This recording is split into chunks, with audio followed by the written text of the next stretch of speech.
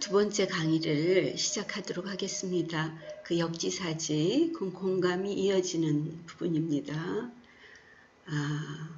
상담이 우리 주위에 들어오게 되면서 제일 처음에 시작된 것은 상담자 중심 상담입니다. 상담자가 리드하면서 상담을 이끌어간 거죠. 로저스 이후에 내담자 중심 상담이 자리를 잡으면서 지금까지 이어서 내려오고 있습니다. 당연히 부처님께서도 내담자 중심 하셨다고 우리가 대기설법에서 얘기를 했는데요. 여기 이제 새롭게 타자 중심 상담이라는 것이 대두되게 됩니다. 이것에 대해서는 들은 사람이 많지는 않을 텐데요.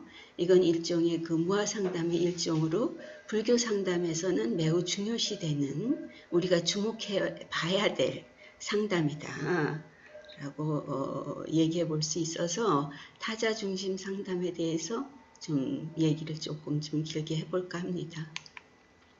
타자 중심 상담은 Other Centered Therapy.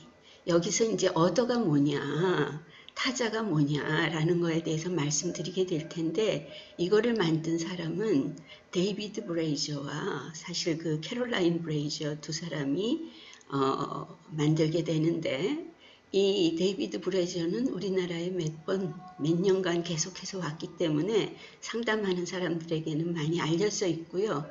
이 사람은 영국에 있는 아미다 트러스트의 그 달마 티처, 말하자면 이분은 스님이십니다. 출가자와 마찬가지인데, 거기에서 이분 원래 상담자이시기 때문에 인터내셔널 젠 세라피 인스티튜트를 가지고 계십니다. 근데 이분이 이제 그 만든 거고, 여기에 이제 저랑 이렇게 다정하게 찍은 사진은 한국에 오셨을 때 그때 뭐 어떤 저기 연휴에 이렇게 찍었는지 모르지만 여러분 즐거우시라고 제가 좀 올려봤습니다. 아마 그 코로나가 아니었으면 금년에도 오셨을 텐데 여름마다 그 오셨었는데 좀 아쉽습니다. 여기 이분의 그 전분이 부인이었던 캐롤라인 브레이저가 Other Centered Therapy, Listening to the Other라는 그 책을 써서 그 출간되었고, 이 내용을 가지고 저희가 좀 공부한 바 있습니다. 그러면 여기에서 그냥 좀 쉽게 하기 위해서 어더에 대해서 좀 더 얘기를 하게 되겠지만, 지금 자료가 국제선치료연구소에서 개발한 이것의 그 효능이랄까, 그게 먼저 나와서 그 말씀을 드리자면, 지금 여기에 이 자료는 제가 정리한 것이 아니고 데이비드 브레이저에 대해서 언젠가 제가 발표해야 될 때 데이비드 브레이저에게 받은 자료를 제가 그 정리를 한 것입니다. 그래서 이거는 다른 기법의 부작용을 극복할 수 있는 좋은 방법이라는 거고, 자기 자신에게 사로잡힌 생각의 확대를 극복할 수 있다. 우리가 내담자들은 지금 심각하게 어떤 문제에 사로잡혀 있습니다. 그런데 그 생각을 더 확대돼서 넓혀 들어가는 것, 이런 거가 상담 현장이 아니라는 거죠. 그거를 극복할 수 있고, 자기 이미지에 대한 집착, 이거에 대한 그 저항을 극복할 수가 있다. 그래서 개인적 이슈 해결이라고 하는 거는 상담의 문제, 자기가 가지고 있는 문제를 해결할 수 있다, 이것으로서. 그리고 이거는 긍정적으로 세상에 참여 훈련이 가능한 그런 방법이다. 왜냐하면 객관적으로 보는 방법이기 때문에 우리는 이 하나하나를 다뤄볼 수도 있지만 그렇게 자세히 들어가지는 않겠습니다. 언젠가 기회가 되면 그 어더 센터드 세라피에 대해서 실습하는 기회를 좀 가져보도록 하겠습니다. 사람은 그 어떤 조건화 속의 존재라고 하는 거죠. 이거는 행동주의에서 얘기하는 조건화랑은 또 다른 얘기고, 우리가 인드라망에 대해서 얘기한 바 있는데, 인드라망의 그러한 그 그물망 같은 이렇게 우리가 인과 우리의 조건에 의해서 쌓여진 그런 존재이기 때문에 나 혼자 존재하는 인간이 아니기 때문에, 그런데 그 속에 있으면서 굉장히 많은 영향을 받고 우리가 지금 굉장히 고민을 하고 있을 때는 고민이 되는 어떤 중요한 타자가 있다고 하는 거죠. 이 타자가 말하자면 부인이 됐든 남편이 됐든 또는 직장 동료가 됐든 어떤 나에게 중요한 어떤 이슈에서 대두되는 어떤 사람이 우리에겐 중요한 타자인데, 여기서부터 탈조건화되는 것이 불교 수행의 목표고 이 상담의 목표라고 하는 거죠.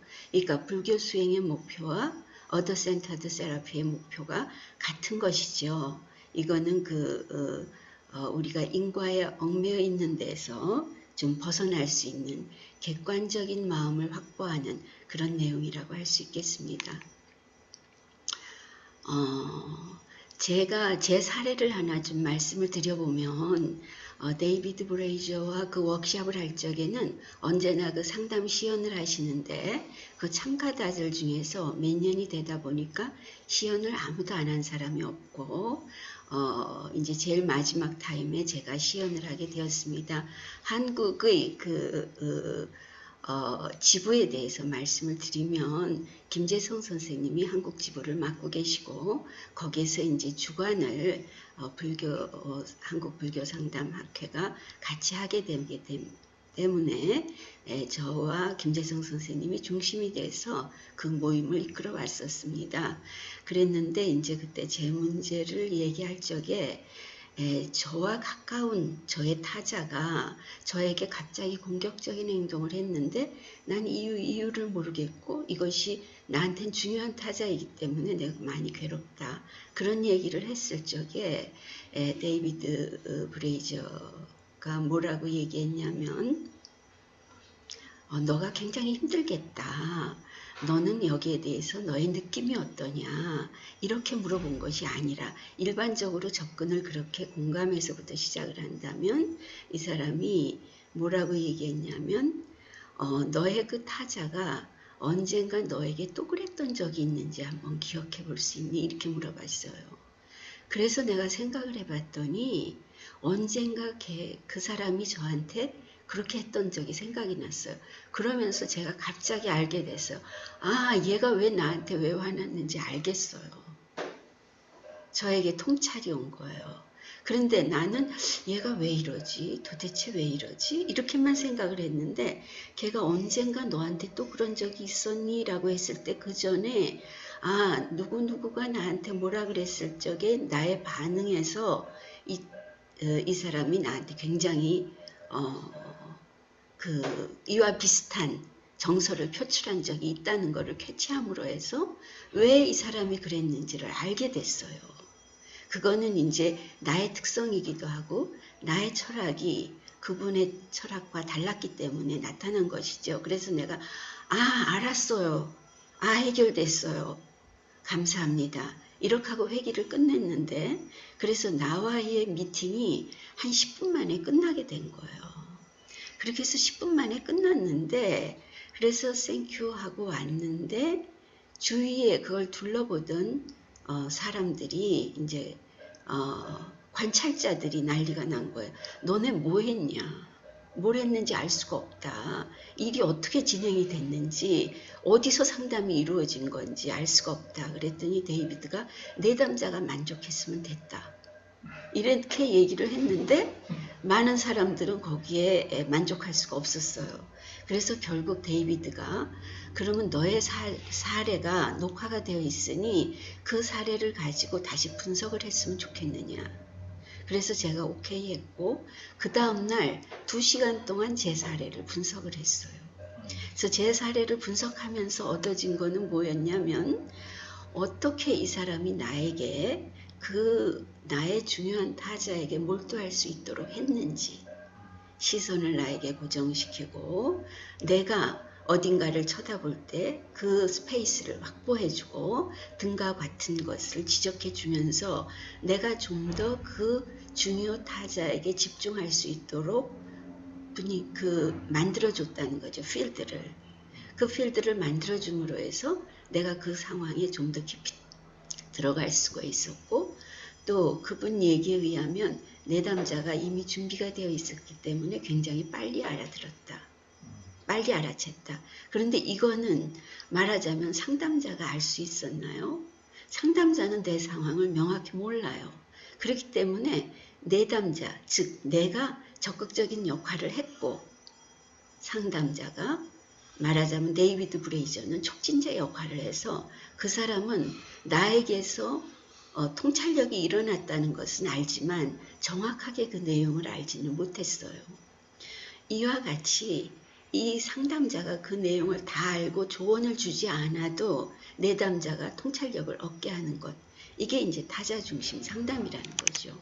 그래서 내가 그 사람에게 대한 통찰력이 생겨서 문제가 알겠어. 그 사람이 왜 나한테 그랬는지 알겠어. 그러고 나서 제가 그 사람에게 전화를 했어요. 그전에는 전화를 할 수가 없었어요. 전화를 해서 한번 만나고 싶다. 이렇게 해서 만나자고 했을 때 그 사람은 이미 내가 왜 만나자 그러는지 알았고 그 사람을 만났을 때 그 사람도 이미 마음의 준비를 하고 왔고 내가 그 사안에 대해서 나는 이렇게 생각했다. 내가 이렇게 처치를 한 거는 당신이 어떻게 했을 적에 내가 당신을 이렇게 대한 것도 같은 입장에서였다. 이런 얘기를 함으로 해서 서로가 굉장히 자유로워진 경험을 했고 그 이후에 문제가 풀렸어요. 그런데 이거가 서로가 상대에 대해서 이거는 저 사람은 나와 이런 면에서는 같이 코업을 하기 어려워라는 걸 알았다고 해도 그 타자 역시 자유를 얻게 된 것이죠. 거기에 묶여있지 않고 거기서 벗어날 수 있게 됐어요. 이것이 타자 중심 상담 기법입니다. 그래서 어떻게 보면 굉장히 간단한 방법이에요. 가끔 제가 상담을 할 적에 그 어더 센터드 세라피를 쓸 때가 있어요. 그 사람이 좀 더 그 사람에게 통찰력을 가질 수 있도록 거기에 몰두할 수 있도록 세팅을 만들어주는 거죠. 그리고 좀 더 깊이 있게 질문하는 것입니다. 그런데 이거는 무아에서 발달했다고 데이비드 브레이저는 얘기하십니다. 왜냐하면 나에게 빠져있지 않고 네가 얼마나 힘드니? 너의 느낌이 어떠니? 너는 그때 얼마나 상처를 받았니? 이런 거가 아니라 나에게는 관심 없이 그 타자에게 관심을 갖는 거죠. 그래서 무아라는 것, non-self라는 것, 아나트마라는 것을 단순화시키면 타자가 되는 것이죠. 그래서 자신의 조건화된 상태를 벗어나서 그거의 실제, 다르마라고 하는 불교에서의 실제를 경험토록 하는 것이다. 그래서 그 대바의 입꼬리 행론을 보면은 우리가 필요로 하는 사람에게, 필요한 사람에게 우리가 곡식이 되어줄 수도 있고 옷이 되어주기도 하고 그 사람이 모든 것이 되어주고 싶다라는 보살행을 발언하는 것을 볼 수가 있는데 입꼬리 행론을 보자면 우리가 나에게 몰두하고 있는 것이 아니라 타자에게, 타자를 위한 삶을 산다. 그 보살의 삶이라고 하는 것은 타자 중심이고 그것이 타자의 삶이다. 이것이 불교의 삶이며 이것이 무아의 삶이다. 이런 말씀을 하는 것입니다. 데이비드 브레이저가 쓴 책, 그래도 최근에 나온 거가 Not Everything is Impermanent라는 책이 있어서 저희가 소개를 드리는데 무상하지 모든 것이 다 무상한 것은 아니다. 그런 뜻이죠. 모든 것이 다 무상한 것은 아니다. 우리는 부처님 말씀이 다 무상하다고 했는데 이 사람이 하려고 했던 얘기는 뭐냐면 무상하다는 사실은 영원하다는 거예요. 무상하다는 사실만은 영원하다. 그거를 강조해서 모든 것이 무상하다는 것을 강조해서 이 사람이 이런 책을 쓴 거를 여러분에게 소개시키면서 다음 강의로 넘어가도록 하겠습니다. 다음에 이제 그 직면하는 방법을 부처님이 직면하는 방법에 대해서 말씀을 나누신 경우가 있습니다. 그 사리불이 부처님께 여쭙는 사례가 있었는데요. 우리가 남의 죄를 들출 때 어떤 사람이 어떤 비구가 뭘 잘못할 때 그걸 지적할 적에 좀 어떻게 지적하면 좋겠습니까? 이런 거를 사리불이 부처님께 여쭙는 경우가 있었는데 이거는 거죄경, 죄를 거론하는 그런 경이라는 거죠. 이 거죄경에 보면은 그 내용이 많기 때문에 제가 줄인 거예요. 거기서 요약한 것인데 첫째, 들추려는 죄가 사실이어야 한다. 우리는 때때로 사실이기만 하면 언제라도 얘기해야 되는 것처럼 그 사실을 가지고 이야기할 때가 있습니다. 그런데 첫째가 그 죄가 사실이어야 하지만 때가 맞아야 한다. 지금 그거에 대해서 직면하고 거론하는 이것이 때에 맞아야 되고 이치로 요약해야 된다. 넌 그러니까 틀렸어 하는 것이 아니라 이치로서 그거를 드러내는 것이 왜 내가 이거를 드러내야 하는가라는 것이 이치에 맞아야 된다는 것이고 부드럽고 연하여 추하거나 까다롭지 않아야 한다. 굉장히 이 자비심이 느껴지는 말씀이죠. 그리고 사랑하는 마음이어서 화내지 않아야 한다. 그러니까 누군가가 무엇을 잘못했을 적에 넌 왜 그렇게 하니? 이렇게 하고 그것을 지적할 때 사랑하는 마음이어서 화내지 않아야 한대요. 그러니까 이거 역시 그렇게 쉬운 방법은 아니지만 경전에 이런 내용이 우리가 상담에서의 직면 또는 일상생활에서의 직면의 현장에서 생각해 봄직한 매우 유용한 가르침이시라서 제가 이거를 들었습니다. 그래서 이 직면이 상담에서 상담자들이 언제 직면을 하게 되느냐 할 적에 상담책에 나오는 얘기를 볼 적에는 내담자가 이전에 말한 내용과 모순되게 말할 때 그러니까 나는 이 사람이 남자친구 그러니까 A는 아니고 남자친구거든요. 그런데 실제로 어떤 행동을 볼 적에 틀림없이 남자친구 애인이로구나 이렇게 여겨지는 경우도 있을 수 있고 또 자신이 말한 것과 상반되게 행동할 때 난 이런 사람이거든요. 그런데 상반되게 행동할 때 또 사실이 아닌 경험을 내담자가 거짓으로 이야기할 때 사실 이런 어떤 사례가 생기면 상담 장면이 조금 힘들어집니다. 저는 이제 놀이 치료를 하니까 피규어가 많이 있습니다. 모래놀이 치료를 하면 아이들이 때로는 그 피규어를 몰래 호주머니에 넣어서 갖고 가고 싶은 충동을 느끼곤 합니다. 그럴 적에 그거를 가져간 거를 다시 오게 하는 거는 굉장히 힘들기 때문에 사전에 오히려 그런 일이 생기지 않게 주의를 주는 거가 필요하죠. 그래서 가즈다 등의 그 직면의 방법에 대한 지침을 보면은 강한 치료적 관계를 형성한다. 처음부터 당신은 왜 그렇게 말하세요? 이렇게 얘기하는 것이 아니라 아주 충분히 치료적 관계가 형성돼 있어서 뭔가 좀 지적을 해도 오해하지 않겠다 하는 것. 또 일반화 시킨다고 하는 것은 사람들이 다 그렇지만 이렇게 얘기를 하는 거죠. 우리는 많은 그런 유혹을 받지요. 뭐 이런 거. 여기서 그런가 하면은 반응의 여지를 준다. 내 말이 틀렸을 수도 있지만 이랬던 것 같은데요. 이렇게 해서 그 사람이 그 말에 대해서 변명의 여지를 줄 수 있는 거죠. 그래서 관심, 참여, 돕고 싶다는 것을 나타낸다.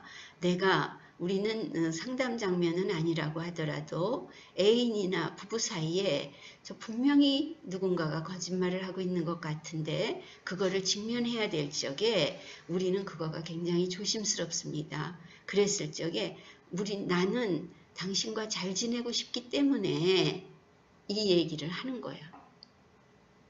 나는 당신과 끝까지 가고 싶은데 지금 이 문제가 너무 힘들어서 이거에 대해서 좀 나누고 싶다. 이런 얘기를 해서 직면의 권리를 얻는 것이죠. 실제로 제 경우에 제가 어떤 단체의 회장을 맡게 됐는데 그때 이제 부회장이 3명이 있었어요.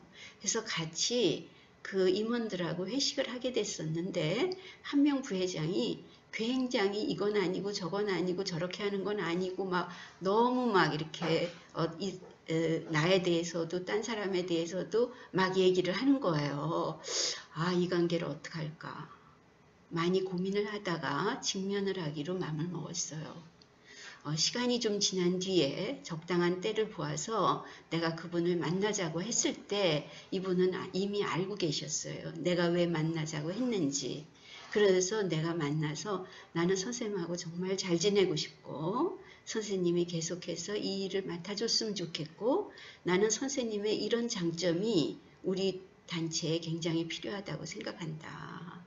그런데 그때 이런 얘기는 다른 분과의 관계에 있어서 여차여차하게 느껴져서 불편했다. 그랬더니 이분은 자기 변명을 굉장히 많이 하시더라고요.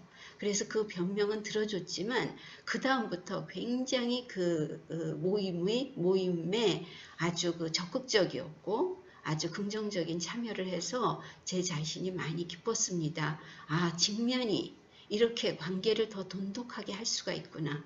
그분이 퇴임을 했는데도 지금도 이제 저랑 연락을 하기도 하고 피차 도움을 주기도 하고 도움을 받기도 하는 그런 관계가 될 수 있었어요. 그거는 어쩌면 그때의 그런 직면의 경험, 우리가 서로가 그것을 나눔으로 해서 그 다음에 더 서로 조심했던 그런 그 결과가 아닌가 이렇게 생각을 합니다. 그래서 직면을 할 적에는 이 모임이 잘 되게 하기 위해서 지금 당신과의 관계를 긍정적으로 갖고 가고 싶다는 것을 얘기할 필요가 있고 여기 내담자의 요구, 민감성, 능력 등에 맞춘다. 그러니까 내가 직면했을 때 넌 왜 그래? 이렇게 얘기했을 적에 고칠 수 없는 상황이면 그거는 직면할 필요가 없는 거죠. 어떤 아이 상담하러 오는 아이 중에서는 굉장히 좀 이렇게 청결하지 못한 아이가 있었어요. 그런데 이제 엄마도 굉장히 바쁘고 그런데 이 아이가 이제 친구들에게서 여러 가지 그 불편한 상황도 겪게 됐는데 결국은 시간이 좀 지난 뒤에 엄마에게 직면할 수밖에 없었어요. 그랬을 적에 이거는 내가 아이에게 너 좀 씻고 오면 안 되니? 머리 좀 감고 오면 안 되니? 너 냄새 나면 누가 좋아하겠어? 이런 얘기를 할 수는 없는 거죠. 개의 역량을 넘어서는 일이기 때문에 그럴 경우에는 그 아이에게 직면하는 것은 아니다. 그러죠. 그리고 상담자 자신과 먼저 직면한다. 말하자면 늦는 사람에 대해서 얘기를 한다면 내가 상담자가 늦으면서 내담자의 늦는 것에 직면할 수가 없지요. 그리고 직면받는 내담자의 방어 행동과 직면에 대비한다. 우리는 제가 그 법륜 스님 증문즉서를 들으면서 가끔 스님이 그런 말씀 하셔요. 내가 이렇게 얘기하면 사람들은 내가 남자라서 그렇다 그러고 결혼 안 해본 사람이 뭐하냐 그래서 그렇다 그러고 그러는데 그럴 경우에 그 직면은 말하자면 내담자의 직면 또는 내담자의 방어 행동이다. 이렇게 얘기할 수가 있는 것입니다. 그러니까 거기에 대해서 대비하고 직면을 해야 된다는 말씀입니다. 그래서 그 직면의 방법도 부처님의 좋은 상담 기법 중에 하나다. 이런 말씀 드릴 수 있습니다.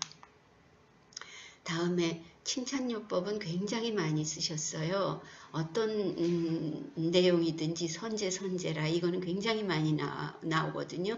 그렇게 말씀하고 시작을 하는데 이거는 착하고 착하다 그런 뜻이에요. 그러니까 무슨 일이 있으면은 선제라 이렇게 하고 그 말씀을 하시는 칭찬요법을 굉장히 많이 썼고요. 우리는 뭐 직접적 칭찬이든 뭐 간접적 칭찬이든 뭐 칭찬이 고래를 춤추게 한다. 칭찬의 방법은 어떻다. 이런 얘기 많이 들었고 거기에서 말하자면 간접적 칭찬이라고 하는 거는 상담에서 많이 쓸 수 있습니다. 저는 이제 아이를 상담하게 될 적에 엄마가 이런 거에 대해서 굉장히 칭찬하던데, 엄마 굉장히 좋아하시던데, 이런 거가 이 아이를 칭찬하는 것보다 더 효과가 있는 거를 많이 볼 수가 있었습니다. 여기 이제 그 숙이라고 하는 거는 뭐냐면, 부처님이 제자에게 너는 장차 반드시 부처가 될 것이라고 예언해 주는 말을 숙이라고 합니다. 이때의 이 숫자는 줄 숫자를 써서 숙이고, 숙이설법 이래 갖고 따를 숫자를 쓰면은 대기설법과 같은 의미가 됩니다. 근데 같은 용어로 숙이를 쓰기도 합니다. 그런데 이 이제 가난한 여인의 등불, 여기에서 이 가난한 여인은 나는 가난하여서 복을 짓기가 어렵구나. 그렇지만 이 동전 2잎으로 기름을 사서 내가 등불을 올려야 되겠다 하고 등불을 올렸는데 그 등불이 꺼지지를 않아서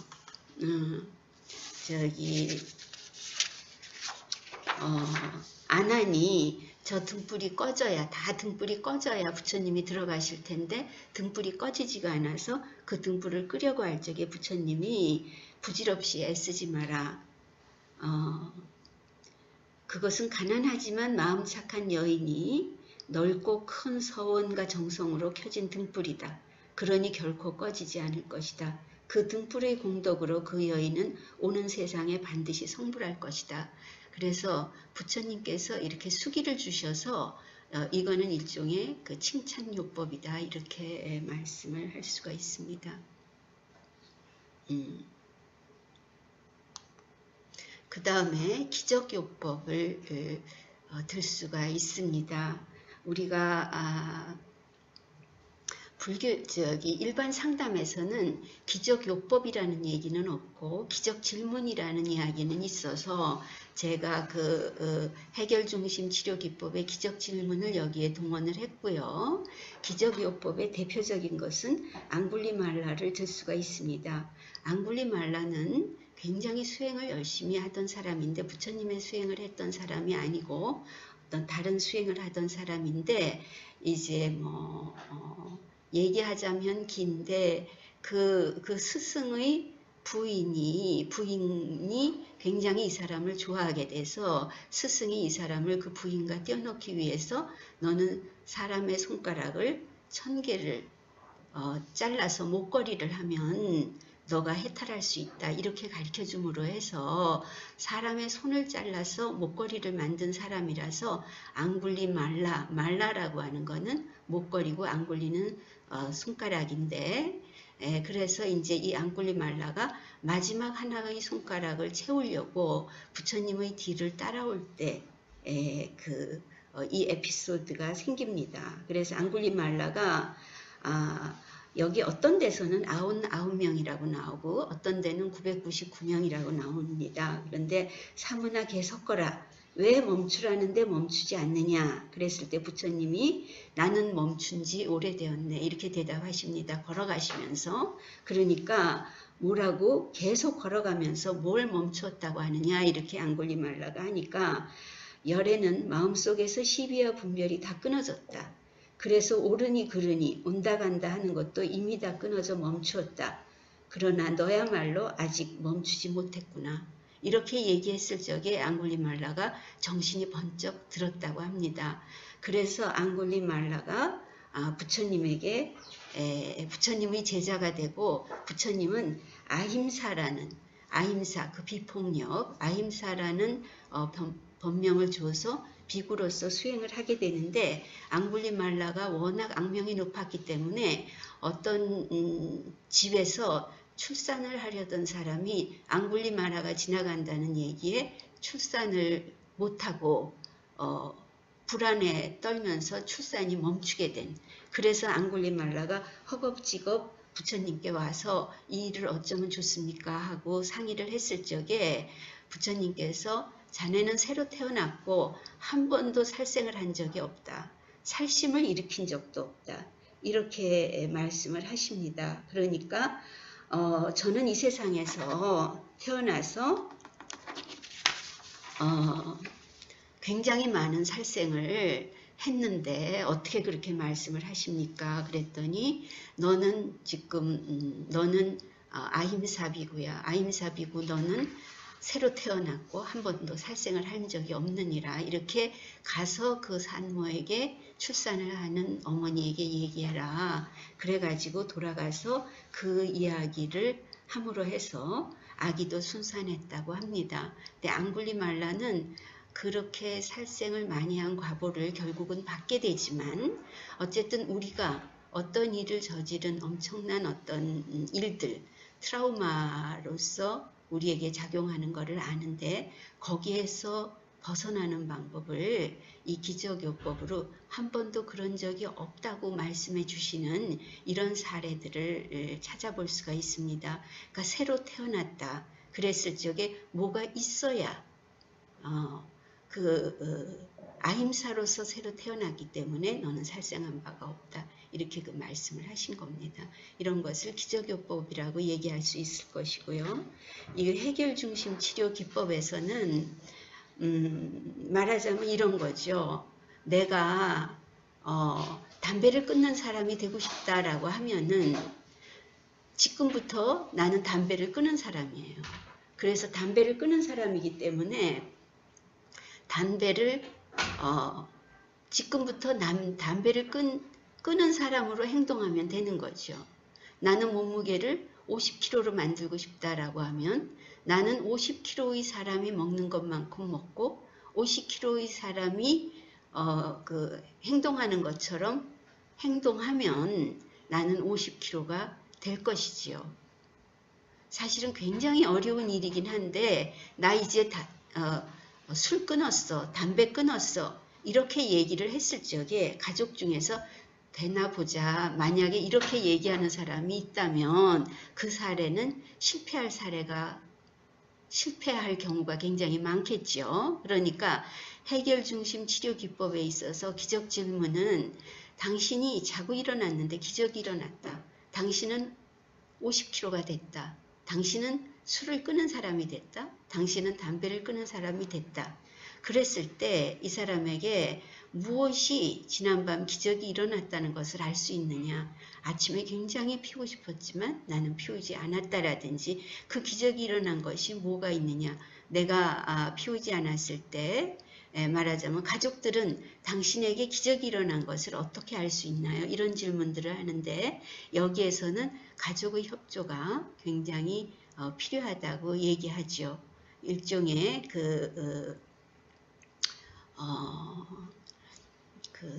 기적 질문은 어떻게 보면 굉장히 심플하고 굉장히 쉽게 해결될 수 있을 것 같은데 이제 상황에 따라서 굉장히 쉽게 이거가 이루어질 수도 있고 또다시 반복되기도 하는 것이죠.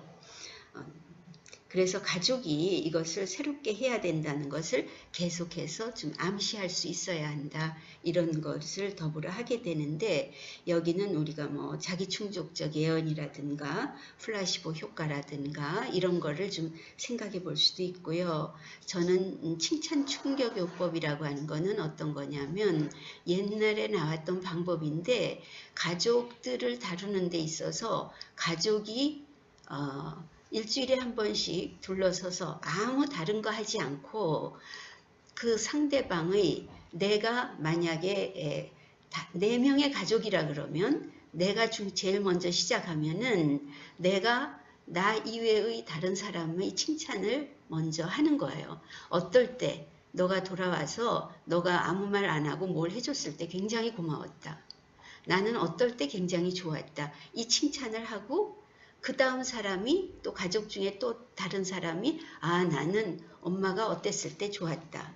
아빠가 어땠을 때 좋았다. 이렇게 칭찬요법을 한번 하고 그것만 해도 그 가족의 모든 문제가 저절로 해결된다고 하는 것이 칭찬 충격요법이라는 것이 있는데요. 내가 학교에서 5명을 팀을 만들어서 이거를 해보면 우리 아직 잘 모르는데요. 잘 몰라도 너가 지난번에 왔을 적에 자리를 내줘서 굉장히 고마웠다라든지 아주 사소한 거를 가지고도 칭찬을 하고 나면 그때 그 이후에 그 반의 분위기는 굉장히 좋아집니다. 우리가 이거를 비판하는 얘기로 했다면 그 분위기는 굉장히 달라졌겠죠. 근데 저는 이제 하나 좀 광덕스님께서 내가 그 광덕스님 돌아가신 불광사 광덕스님이 에 대해서 글을 쓸 적에 스님은 칭찬 충격요법을 쓰시는 분 같다 이런 글을 쓴 적이 있어요. 근데 가면 언제나 그렇게 칭찬하셔요. 나뿐이 아니라. 그런데 나에게 했던 칭찬 중에서 제가 꼼짝달싹도 못했던 게 스님이 백선생 같은 사람이 동대를 갔으니 동대 잘 될 거야. 그 말씀을 하시니까 제가 어떻게 잘못해 볼 수 없는, 제가 물론 잘못한 점도 많이 있습니다만은 나름 어떤 그 최선을 해야 되는 그런 상황을 만드셨던 그런 경험이 있습니다. 그런가 하면은 제가 아는 단체 중에 지금도 있는지 모르겠어요. 한 10여 년 전에 붓다필드라는 모임이 있었어요. 거기를 간 적이 있는데 이 붓다필드는 어떤 거냐면 인터넷으로만 다 이렇게 서로 상호관계를 인터넷으로 많이 가지고 닉네임으로 상호관계를 가지는데 어느 날 거기에 그 스승님께서 너는 오늘 아침 너는 이제 붓다가 되었다 이런 수기를 주셔요. 오늘 당장 너는 이제 붓다가 되었다. 이렇게 몇 명한테 그거를 주면 이 사람들이 너무 신이 나서 보시도 잘하고 열심히 나오고 좋은 일도 많이 하셔요. 야, 이거 붓다필드. 근데 그 모임 이름이 붓다필드였어요. 근데 저는 거기 참여는 못하고 어쨌든 어떤 분이 굉장히 좋은 단체다. 그래서 제가 가본 바가 있는데 어쨌든 그 붓다필드에서는 서로 붓다길인데 내가 부처가 그렇게 인색하게 굴거나 부처가 옹졸하게 굴 수는 없는 일이잖아요. 그래서 사람들이 굉장히 너그럽습니다. 거기 사람들 만나면. 그리고 이제 서로 인터넷 아이디로 서로 소통하는 그런 모임이 있었어요. 그만큼 어쨌든 그 칭찬이라고 하는 거는 굉장한 관계에 긍정적인 효과를 주는 기법인데 부처님 역시 이제 그 칭찬요법을 많이 쓰셨고 기적요법도 쓰셨다 이런 말씀 나눌 수 있고요. 여기서 이제 긍정적 의미 부여에 대해서 말씀드리도록 하겠습니다. 그 인욕의 달인 브루노 존자의 전도 이거는 역할 연습이라고 이름을 붙여도 될 만하게 이거는 부처님이 전도를 시작하시고 얼마 지났을 적에 그 도를 피시고 얼마 지났을 적에 제자들에게 전도의 길을 떠나라고 선포를 하십니다. 그때 브루나 존자가 굉장히 아주 거칠고 모질고 아주 힘든 지역인 수로나 사람들에게 나는 전도를 떠나겠다 이렇게 합니다. 그랬을 적에 부처님께서 그 사람들은 매우 경박하고 성급하고 사나우고 비난하기를 좋아하고 그런데 너는 그거를 어떻게 할 수 있겠느냐 그랬을 적에 부르나 존자가 그들이 수로나 사람들은 어질고 착하고 지혜롭다. 그들이 비록 때때로 거칠고 모질고 사납고 비난하고 좋아하고 비난하기를 좋아하고 헐뜯고 욕하지만 그래도 손이나 돌로 나를 때리지는 않는구나 이렇게 생각하겠다 그래요. 그랬을 때 부처님께서 그 사람들이 만약에 손이나 돌로 너를 때린다면 너는 어떻게 하겠느냐. 손이나 돌로 나를 때리지만 칼이나 몽둥이를 쓰지는 않는구나 이렇게 생각하겠습니다. 그러면 칼이나 몽둥이로 너에게 해를 입힌다면 너는 어떻게 하겠느냐. 그러니까 칼이나 돌로 몽둥이로 내게 해를 입히지만 죽이지는 않는구나 이렇게 생각하겠습니다. 그 사람들이 너를 죽인다면 너는 어떻게 하겠냐. 썩어 문드러질 나의 몸을 조그마한 방편으로서 해탈하게 하는구나. 이렇게 생각하겠습니다. 이렇게 해서 너가 그렇게 생각할 수 있다면 전도를 떠나라. 이렇게 브루나 존자를 보내는 사례를 볼 수 있습니다. 이거는 일종의 그 역할 연습도 되기도 하지만 인욕의 달인 브루노 존자가 어떻게 긍정적 의미 부여로서 상황을 해결하는가 하는 것을 볼 수가 있습니다. 우리는 그 스트레스를 디스트레스와 유스트레스로 나누는 거에 대해서 여러분들은 아실 겁니다. 디스트레스는 그것이 스트레스가 돼서 굉장히 힘든 상황이고 부정적인 어떤 결과를 낳는 것이라면 유스트레스라는 것은 똑같은 상황인데도 그것이 스트레스가 됨으로 해서 나에게 약이 되는 그러한 결과를 갖고 오게 하는 것. 그러니까 나를 이렇게 죽인다고 하더라도 나를 이렇게 한다고 하더라도 모든 것이 유스트레스로서 작용할 수 있는 거죠. 훌륭하다. 그러한 인욕의 정신이면 전도하지 못할 바 없으리라. 이렇게 했다는 것이 자바암경에 나오고 있습니다. 저는 이거를 볼 적에 빅토르 프랭클의 그 의미요법에 대해서 생각하지 않을 수가 없습니다. 의미요법이라고 하는 것은 이 사람이 제2차 대전에 정신과 의사로서 서류를 자기가 그 원고를 가지고 있었는데 끌려가게 됐을 적에 이 사람이 그 원고를 가지고 갑니다. 다른 것보다. 그랬는데 그 원고는 순식간에 빼앗겨서 없어져 버렸죠. 이럴 때 나는 살 필요가 있는가? 살아서 뭘 하는가? 이랬을 적에 이 사람이 거기서 끝까지 아우슈비츠에서 살아남아서 이 사람이 만들어낸 새로운 세라피가 의미요법입니다. 의미요법인데 그 의미가 있을 적에 우리는 삶은 가치가 있다라는 거죠. 그래서 어떤 상황에서도 긍정적 의미를 찾아내는 거가 극한 상황에서 빅토르 프랭크가 찾아냈던 것, 그것에 좀 비견될 수 있다. 그런가 하면 또 하나 좀 짚고 가고 싶었던 거가 긍정심리학하고 긍정의 배신을 말씀드리고 싶었습니다. 긍정심리학은 긍정심리학의 아버지 셀리그만이 이분도 역시 지금도 살아있는데 이분 얘기에 의하면 어쨌든 약물치료라든지 심리치료 효과가 65%의 벽을 넘지 못한다. 그 65%의 벽을 넘기 위해서는 긍정요법으로 우리가 활용할 적에 훨씬 다가갈 수 있다. 그 한계를 극복하자 이러면서 긍정 심리학을 펴기 시작했고 이거는 굉장히 아주 센세이셔널하게 퍼져나갔는데 이거가 가지고 왔던 부작용이 심각했습니다. 거기서 나온 거가 긍정의 배신이라는 거죠. 긍정의 배신. 이 사람은 이제 바버라 엘렌 라이크인데 이 사람은 아까 얘기했던 셀리그만하고 한 살 차이에 이분은 여성이고 셀리그만은 남성이지요. 근데 이 사람은 이제 유방암에 걸렸어요. 이 사람 전업 작가인데 이 사람이 유방암에 걸리고 유방암 치료를 하면서 이 사람이 느꼈던 거는 그때 이제 시크릿이라는 책도 나오고 이러면서 내가 유방암에 걸린 거가 축복인 것처럼 이야기하는 거예요. 분노할 수밖에 없었어요.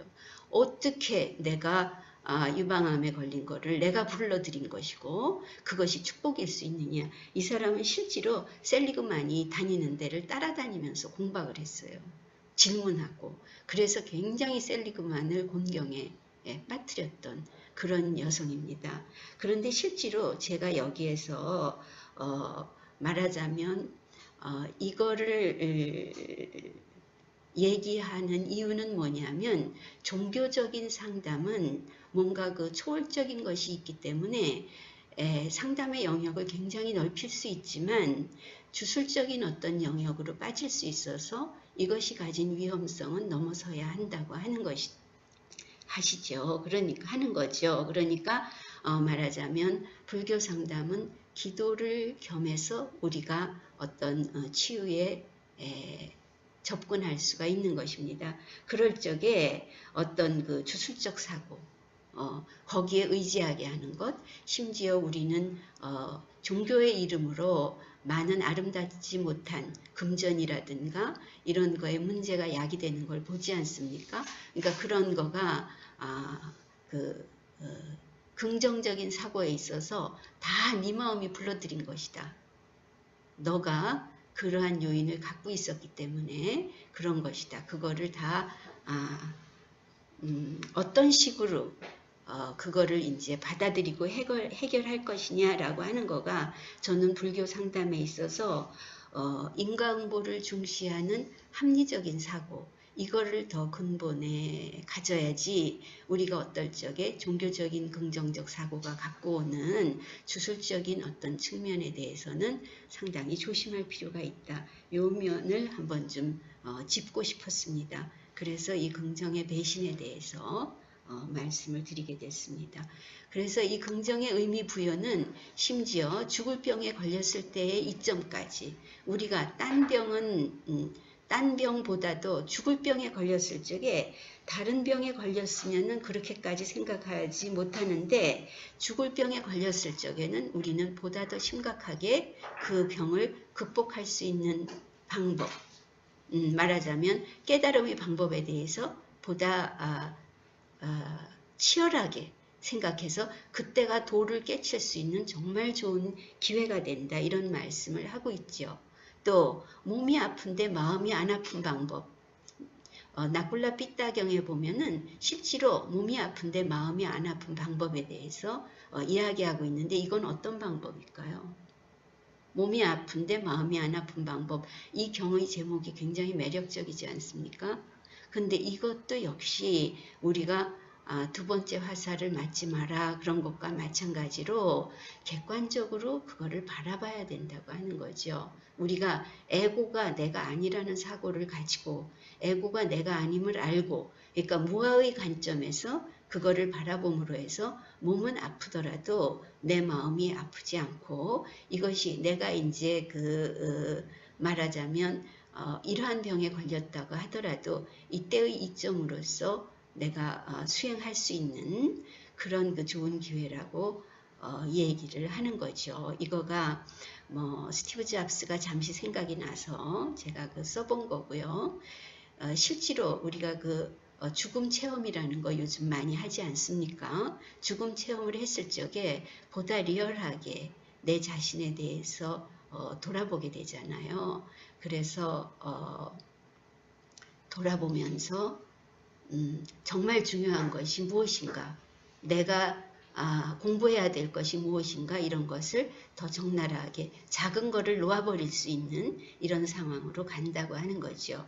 그래서 그것과 또 행동 가족 상담의 기법 중에서 저는 이제 행동 변화의 기법이라고 명명된 것 중에서 재명명이나 재규정, 이런 거에 대해서 이 기법에 대해서 생각해 보고 싶었습니다. 말하자면 긍정적으로 보는 것이죠. 그러니까 어떤 아빠가 컴퓨터에만 몰두하는 어떤 아이에게, 우리 아이는 굉장히 인내심이 없어요. 공부를 10분을 앉아서 공부를 못해요. 그럴 적에 그 아이는 인내심은 있다. 컴퓨터를 그렇게 오래 하는 걸 볼 때 인내심이 있다.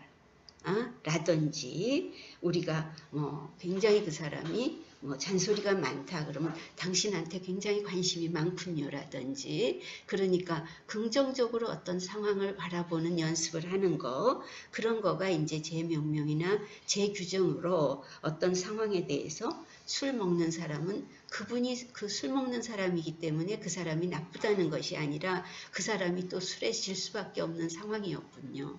이렇게 술과 그 사람을 술을 먹는 행동과 그 사람을 떼어놓을 수 있는 이런 어떤 명명 방법. 그래서 때로는 저도 이게 쉽지가 않아서 때로는 지하철에서 앉아있는 모든 사람을 긍정적으로 바라보는 연습을 한때 한 적이 있어요. 다리를 쩍 벌리고 앉는 사람은 굉장히 자신감이 있구나.